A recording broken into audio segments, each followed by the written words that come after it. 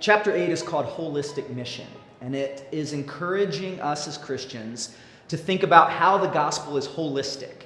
So the two thinkers in this chapter are going to be Mary of Paris, who was an Orthodox nun who lived in Paris and worked against the Nazi regime, and Rene Padilla, who is actually still living as of 2020.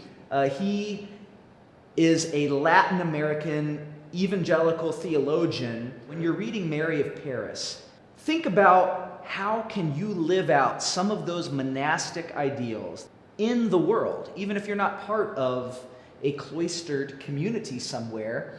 How can you live out the ideals of spiritual non-possession, she calls it. And then when you read Rene Padilla, think through, what does it mean that the Great Commission involves teaching people to obey everything Jesus has commanded us?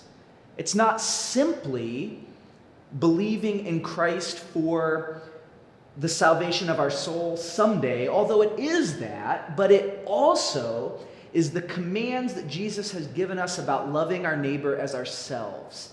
And those involve very real physical things in regard to money and housing and education and medical care and all of those things that we desire for ourselves to live whole, free, full lives are part of our gospel mission to work for the sake of others.